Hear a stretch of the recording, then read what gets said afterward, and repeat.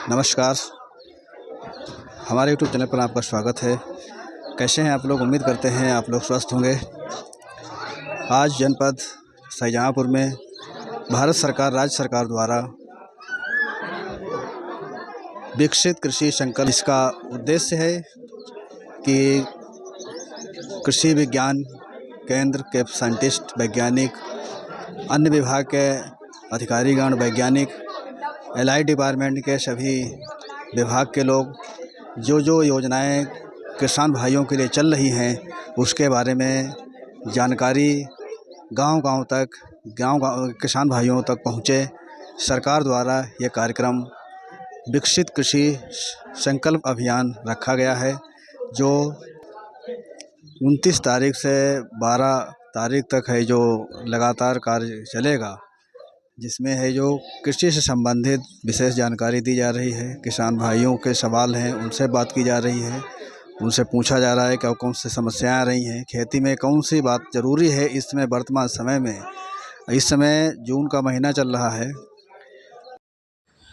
इसमें कृषि विभाग द्वारा कृषि विभाग की कौन कौन सी योजनाएं किसान भाइयों के लिए चल रही हैं, तो कृषि विभाग निरंतर सारे कार्यक्रम ये आयोजित कर रहा है। कृषि विभाग की योजनाएं कौन कौन सी हैं उसके बारे में विस्तार से किसान भाइयों को बताया जा रहा है, उसका कैसे लाभ लिया जाए वो भी बताया जा रहा है।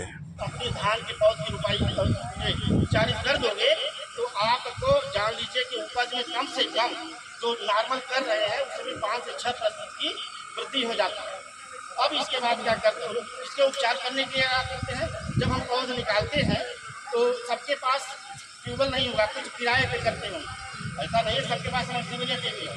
तो उसके लिए क्या करेंगे कि खेत में जो नाली जा रही है उस नाली को जो जगह से बंद कर देंगे, उसमें पाइप से सीट लगा देंगे, उसमें पानी भर के आपको जो डीएपी बता रहे 5 ml पर लीटर के हिसाब से उसमें डाल देंगे, और जो पौध उखाड़ेंगे, धान के पौध उखाड़ेंगे उसके खेत उसी में डाल देंगे, लगभग 10 से 15 मिनट तक उसमें रहने देंगे।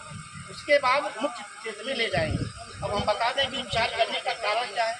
उपचार क्यों करते हैं पौध उपचार? जिस तरह से हम अपने घर से कहीं बाहर चले जाते तो असहज महसूस करते हैं ना, अगर हमारा वहाँ कोई ना हो, असहज महसूस करते हैं, उसी तरह जो पौधा नर्सरी से मुख्य फसल में जाता है तो उसको झटका सा लगता है।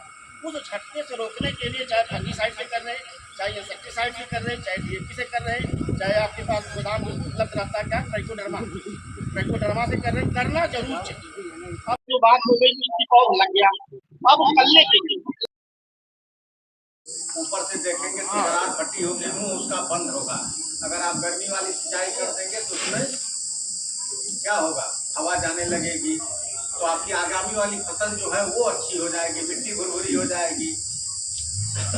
लेकिन वो हम लोग नहीं के बराबर करते हैं। हमने खेत छोड़ा हुआ है और जैसे नर्सरी डालने का समय आएगा वैसे ही हम कोने ले जा करके जोत लेंगे 3-4 बार ट्रैक्टर से, और कोई फायदा नहीं। हाँ, अगले दिन जा करके हम उसमें एक दिन जोत करके छोड़ देंगे, अगले दिन हम बेहन डाल देंगे, पानी चला देंगे, और जब फिर रोपाई का समय आएगा तो एक साथ सबको जोत करके पटेला करके अगले 2 दिन बाद रोपाई कर देंगे। तो ये जो पद्धति हम लोग के स्वभाव में आ गया, आदत में आ गया है, इससे नुकसान कितना है।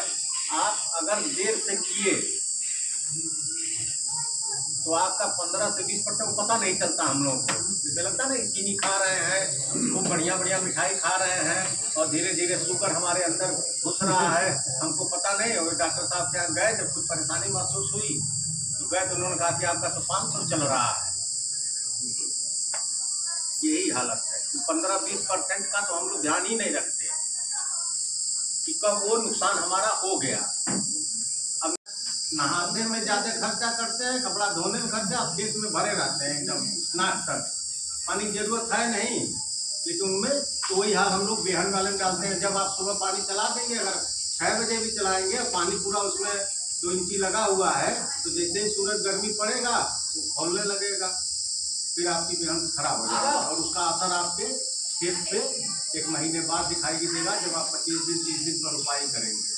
ये मजबूरी आ रही है कि हम लोगों का लाइट भी नहीं रही है, और सामा, ये 3 जो है 5 फसलें होती हैं जो मोटे अनाज में आती है। मोटा अनाज इन द सेंस ये है कि वो आपके पेट के लिए मोटा अनाज है। देखने में आपको सावा किसी ने देखा है?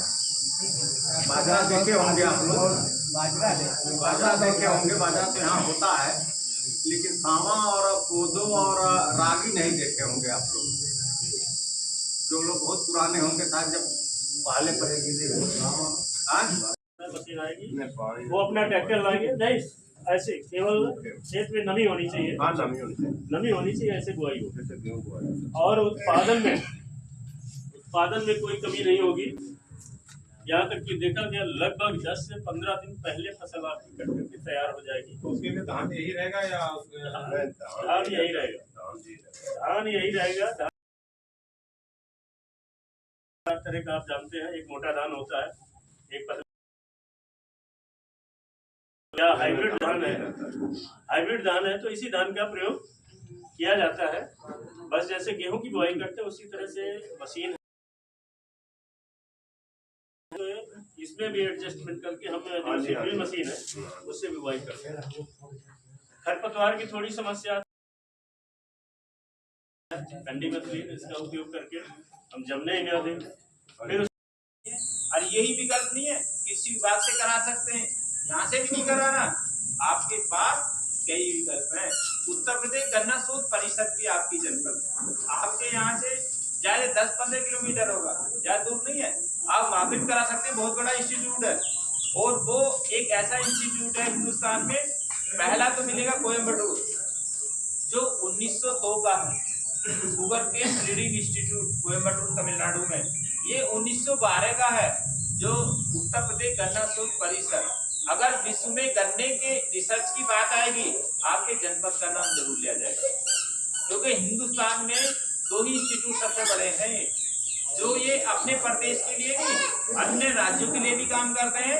आपके जो पड़ोसी देश है जैसे नेपाल है, आपके लिए भी काम करते हैं, क्योंकि वहाँ की जलवायु लखीमपुर से बिल्कुल मिला हुआ है और जो जलवायु मिट्टी है बिल्कुल सेम है। तो जो वैरायटी यहाँ है वही वैरायटी वहाँ पर भी चल रही है।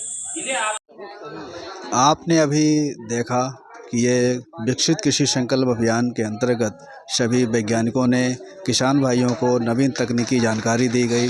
साथ साथ में है जो उनके सवाल भी पूछे गए, उनकी जो भी समस्याएं हैं उनको भी ध्यान में रख कर के उनकी बातें तरीके से विकसित भारत संकल्प अभियान ये निरंतर कार्य कर रहा है। जुड़ने के लिए बहुत बहुत धन्यवाद।